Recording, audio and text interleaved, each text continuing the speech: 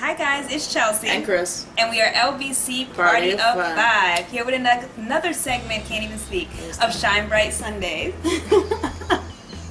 And we do want to start off with a praise report because I know we have probably mentioned it, maybe not in the ShineBright series, but we have mentioned it in prior vlogs when it comes to Chris's side of the family. And we have a praise report about that. You want to? Oh, you want me to do it? Okay. Well, I don't think it has anything to do with the videos, but we have, it doesn't have anything to do with the videos.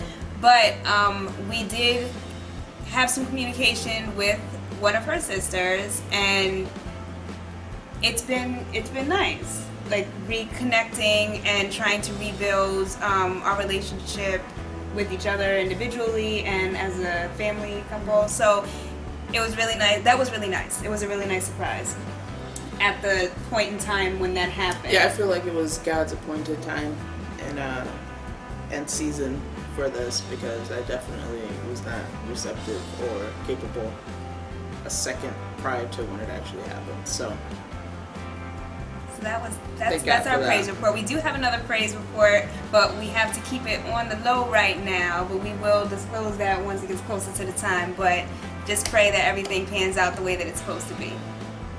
On to the topic, which is kind of related to the praise report, is forgiveness.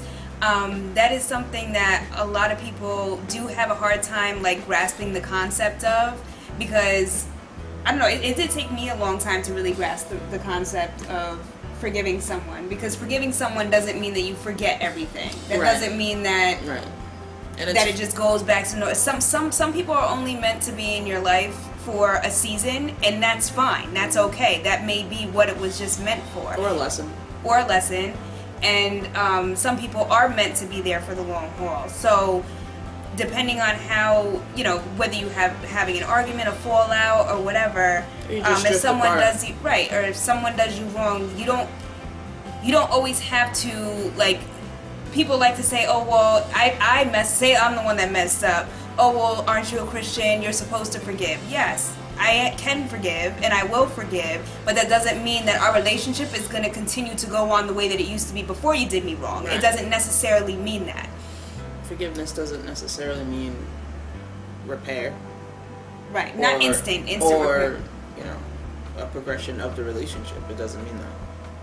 And it doesn't mean that you hate the person. You can still have... I have friends that I still have a lot of love for that I do not communicate with anymore. And anytime that they pop up in my head, I pray for them.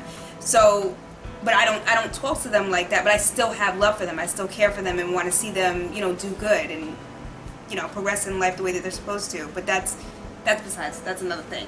But yeah, she's better than I am. I don't do that.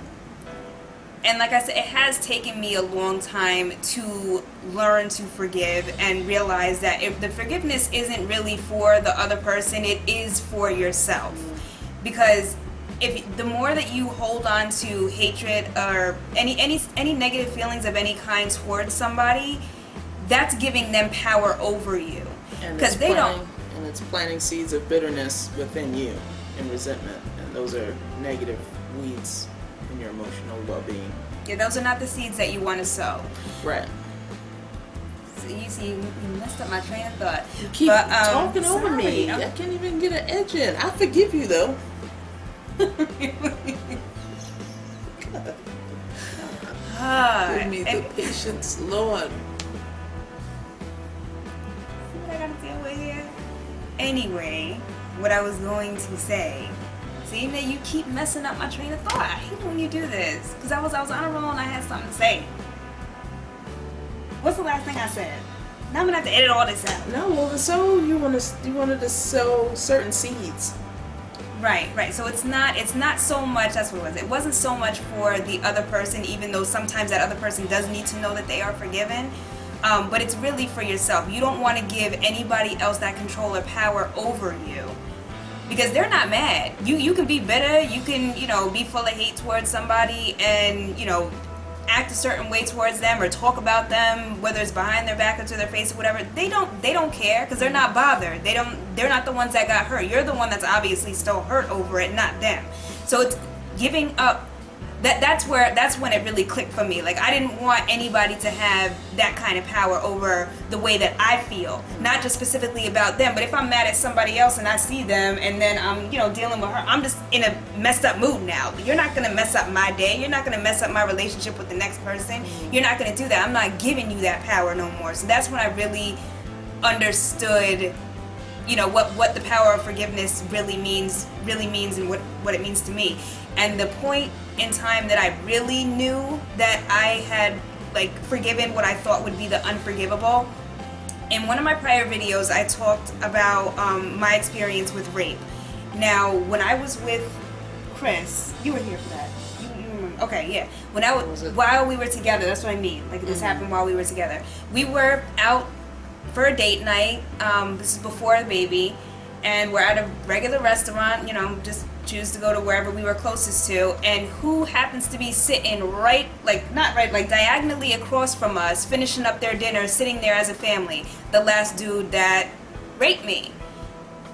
And that's when I could say I know in my heart that I have forgiven him, because when any other time when I would think of him, I would be just filled with so much anger and rage. But when I actually saw him with his family, I didn't have any of that. I wasn't full of that anymore. I really honestly just felt sorry for his children, because I prayed. I don't think I said it, I did it out loud, but I did tell you that I did it. I prayed for his children, that his children would not be subject to the same fate, that they wouldn't suffer for the sins of the father. That's what I was concerned about. I wasn't concerned about the fact that he was out with his family and, you know, having a good old time. That didn't bother me. I really was just concerned for the children, and I didn't act like anything was wrong. They saw me, I saw them. I went about our date, and that was it. That's when I knew and fully grasped the meaning of forgiveness.